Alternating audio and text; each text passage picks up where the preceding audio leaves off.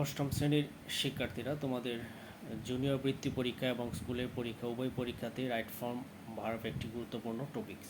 এখানে 2025 সালে জুনিয়র বৃত্তি পরীক্ষায় যে প্রশ্নটি এসেছিল সেখান থেকে রাইট ফর্ম ভার্বের অংশটি আমি তোমাদের সামনে ব্যাখ্যা সহ তুলে ধরেছি। চলো আমরা শুরু করি। এখানে 10টি রাইট ফর্ম ভার্ব এসেছিল, একটি টেক্সট দেওয়া ছিল, উপরে বক্সে 10টি ভার্ব দেওয়া থাকে, সেটির সঠিক রূপ ফর্মগুলো আমাদেরকে লিখতে হয়। তো এখানে আমরা একটু মিনিংটা দেখে নিই। ডেসক্রাইব মানে বর্ণনা করা, প্যাক কোনো কিছু প্যাক করা, প্যাকেজিং করা, রিমেম্বার স্মরণ করা, মনে রাখা। বি মানে ইজার প্রেজেন্ট টেন্স হলে, আর পাস্ট টেন্স হলে ওয়াজ ওয়ার, অর্থ হচ্ছে হওয়া। ওয়াইট মানে অপেক্ষা করা, বি আবার দিছে দুইবার, চার্ম মনোমুগ্ধকর। রাইট মানে কোনো কিছু চালানো, সাইকেল চালানো অথবা বাইক চালানো, এই ধরনের ক্ষেত্রে রাইট ব্যবহার করা। ভিজিট ঘুরতে যাওয়া, বেড়াতে যাওয়া, ভ্রমণ করা, পরিদর্শন করা। সি মানে দেখা। ঠিক আছে, এখন টেক্সটটি পড়ে আমরা ভার্বের সঠিক রূপগুলো লিখব। আচ্ছা, during my last winter vacation I got a chance Cox's Bazar with my family. During my last winter vacation, এটা হচ্ছে একটা ফ্রেজ, শব্দগুচ্ছ। মূলত সাবজেক্ট হচ্ছে এখানে আই। আর অর্থটা কী দাঁড়াবে? এটা যে গত শীতের ছুটিতে আমি আমার পরিবারের সাথে কক্সবাজার বেড়াতে যাওয়ার একটি সুযোগ পেয়েছিলাম। তো মূলত এখানে বেড়াতে যাওয়ার অর্থটা দিলে সেন্টেন্সটা মিনিংফুল হবে, ঠিক না? তাহলে ডিউরিং মাই লাস্ট এটা একটা ফ্রেজ শব্দগুচ্ছ, সাবজেক্ট হচ্ছে আই, গট হচ্ছে এখানে ফাইনাইট ভার্ব।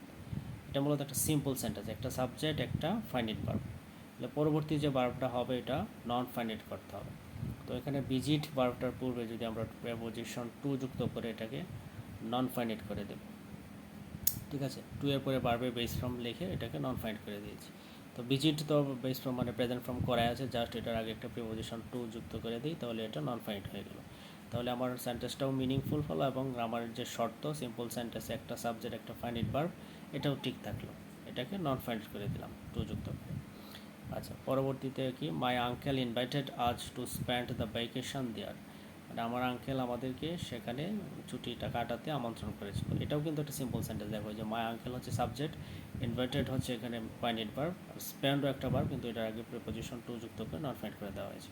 আচ্ছা, পরবর্তী সেন্টেন্স বি নাম্বারে আছে, এখানে গ্যাপ দেওয়া আছে। ইনভাইটেড মাদার, আমন্ত্রিত হয়ে মা স্টার্টেড শুরু করলেন আওয়ার লাগেজ। তাহলে আমাদের লাগেজ কী করা শুরু করবে? প্যাকেজিং করা শুরু করবে।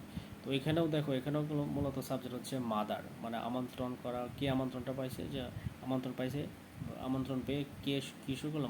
মা লাগেজ প্যাকেজিং করার কাজটা কে শুরু করলো? মা। তাহলে মাদার হচ্ছে সাবজেক্ট, আর শুরু করলো স্টার্টেড, শুরু করেছিলাম। স্টার্টেড হচ্ছে এখানে ফাইনাইট ভার্ব। ঠিক আছে, তো এইখানেও একটা সিম্পল সেন্টেন্স, একটা সাবজেক্ট থাকবে একটা ফাইনাইট ভার্ব থাকবে। এখানে যে ভার্বটা বসবে ওইটা আমরা নন ফাইনাইট করে দেব। তো এখানে বির সাথে আইন যোগ করে বিং ইনভাইটেড, বিং যোগ করে এটাকে নন ফাইনাইট করে দিয়েছি। বিং ইনভাইটেড মানে বিং ইনভাইটেড একটা ফ্রেজ, শব্দগুচ্ছ। গ্রামারের ভাষায় এটাকে বলে পার্টিসিপল। আমরা ওই দিকে না যাই, জটিল না করি, বলে রাখলাম আর কি যে পার্টিসিপল এটা বলে।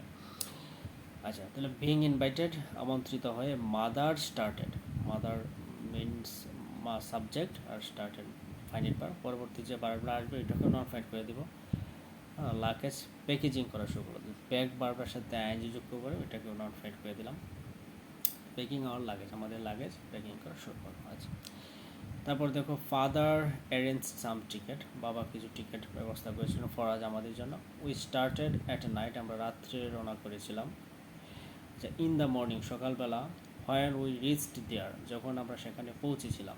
দেখো এটা একটা কমপ্লেক্স সেন্টেন্স, যে হোয়েন উই রিচড দেয়ার, এটা একটা ক্লোজ। পরবর্তীতে ওই যে আরেকটা সাবজেক্ট আসছে নতুন, উই, আরেকটা আবার সাবজেক্ট লেখা হয়েছে উই, এখান থেকে আরেকটা ক্লোজ, যে we spellbound by the beauty of the sea. Spellbound মানে হচ্ছে মন্ত্রমুগ্ধ, হ্যাঁ, যে by the beauty of the sea, সমুদ্রের সৌন্দর্যে আমরা মন্ত্রমুগ্ধ হয়ে গেছিলাম। আচ্ছা, তোমাকে এটা সমুদ্রের সৌন্দর্যটা তোমাকে একবার জাদু করেছিল, এরকম আর কি একটা। তো যেহেতু এই দিক দিয়ে পাস্ট টেন্স, ওই দিক দিয়েও কী হবে? Past tense. We were spellbound, এখানে বার্বটা আমরা ওয়ার কোথা থেকে বি থেকে আনলাম। বি মানে আমি আগে বলছি ইজার প্রেজেন্ট টেন্স হলে, আর পাস্ট টেন্স হলে was were.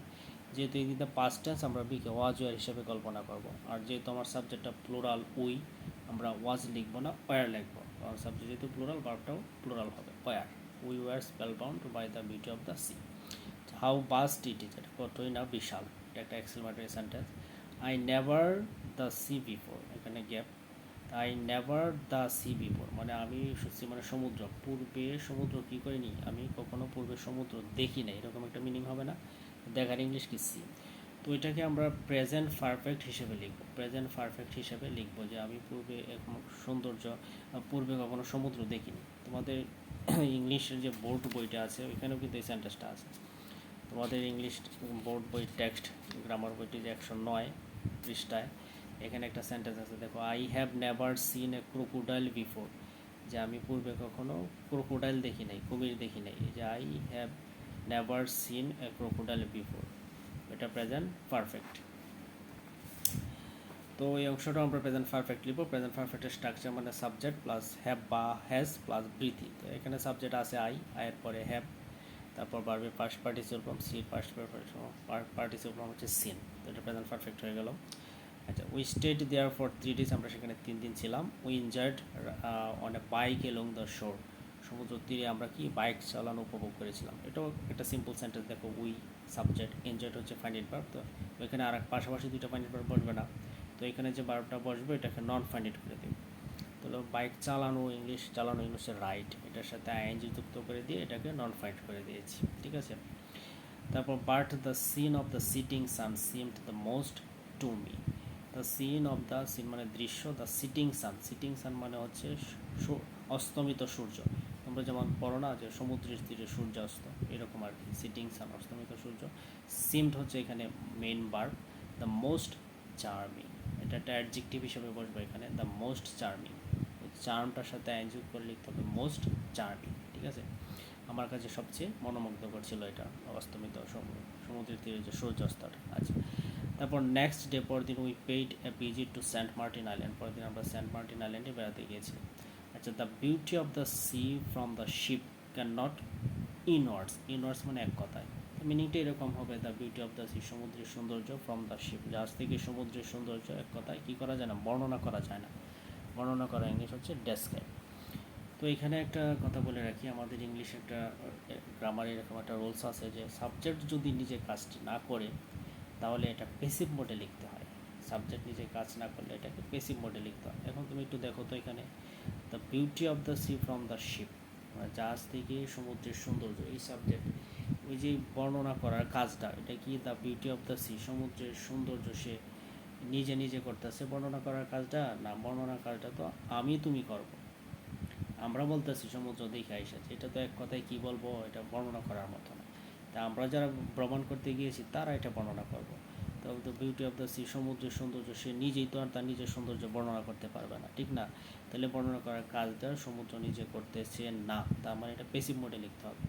Normally model auxiliary পরে বারবার বেস ফর্ম বসে, কিন্তু যেহেতু এটা পেসিভ মোডে লিখতে হবে তাই আমরা এটার পরে বেস ফর্ম লিখলে হবে না। আমরা মডেল অক্সিলারি পরে বেস ফর্মের শর্ত অনুযায়ী যে মডেল অক্সিলারি যদি থাকে এটাকে পেসিভ ফর্মে লিখতে হলে এটার পর একটা বি দিতে হয়, লিখলাম বি, তারপর যে ভার্বটা বসাবো এটার পাস্ট পার্টিসিপল ফর্ম লিখতে হয়। তো বর্ণনা করার ডেসক্রাইবের পাস্ট পার্টিসিপল হচ্ছে ডেসক্রাইবড। যেহেতু এখানে একটু ওভার রাইটিং হয়ে গেছে আমি এখানে স্পষ্ট করে লিখে দিয়েছি বি ডেসক্রাইবড। মডেল অক্সিলারি পরে বি দিলাম, তারপর ভার্বের পাস্ট পার্টিসিপল, ডেসক্রাইবের পাস্ট পার্টিসিপল দিলাম ডেসক্রাইবড, অর্থাৎ can not be described in words, এক কথায় বর্ণনা করা যায় না, ঠিক আছে। আচ্ছা, তাহলে we returned to Dhaka the following night, পরদিন রাত্রে আমরা ঢাকায় পৌঁছেছিলাম। I will always my first visit to Cox's Bazar, আমি সবসময় কক্সবাজারের যে প্রথম জার্নিটা এটা মনে রাখবো। তো এটা ফিউচার ইন্ডিফিনিট স্ট্রাকচারই বলে দিচ্ছে, এখানে সাবজেক্ট, তারপর একটা উইল মডেল অক্সিলারি, উপরে ভার্বের বেস ফর্ম হবে, এটি স্বাভাবিক। তো মনে রাখা হচ্ছে রিমেম্বার, এটা বেস ফর্ম মানে ভার্বের যে মূল ফর্ম, এক নাম্বার রূপটা V1 পড়াই আছে, রিমেম্বার হইলেই। তারপর I have been for another chance to visit there since, মানে তখন থেকে আমি আরেকটি সুযোগের জন্য অপেক্ষায় ছিলাম যে আবার কখন ছুটি পাবো, আবার বেড়াতে যাব। তো এটাকে আমরা প্রেজেন্ট পারফেক্ট কন্টিনিউয়াস টেন্সের স্ট্রাকচারে বলাতে পারি, সাবজেক্ট প্লাস হ্যাভ বিন বা হ্যাজ বিন, ভার্বের প্রেজেন্ট ফর্মের সাথে আইএনজি, ওইটাই প্রেজেন্ট পারফেক্ট কন্টিনিউয়াস টেন্সের স্ট্রাকচার। এখানে সাবজেক্ট আছে, তারপর হ্যাভ বিন আছে অক্সিলারি হিসাবে, তারপর ভার্বের প্রেজেন্ট হোয়াইট যে প্রেজেন্ট ফর্ম করা আছে এটার সাথে আইএনজি যুক্ত করে দিলাম, প্রেজেন্ট পারফেক্ট কন্টিনিউয়াস স্ট্রাকচার করে গেল। এই ছিল 2025 সালে জুনিয়র বৃত্তি পরীক্ষায় আসা রাইট ফর্ম ভার্বের ব্যাখ্যা সহ সমাধান। আমি যতটুকু সম্ভব চেষ্টা করেছি সহজভাবে উপস্থাপন করার। যদি ভিডিওটি তোমাদের ভালো লেগে থাকে চ্যানেলটি সাবস্ক্রাইব করবা, লাইক কমেন্ট করে চ্যানেলটির পাশে থাকবা। আর ইংরেজিতে অন্য কোনো টপিক্সের উপর তোমাদের ভিডিও প্রয়োজন হলে সেটাও কমেন্ট করে জানাবা। তো আজ এ পর্যন্তই। Thank you.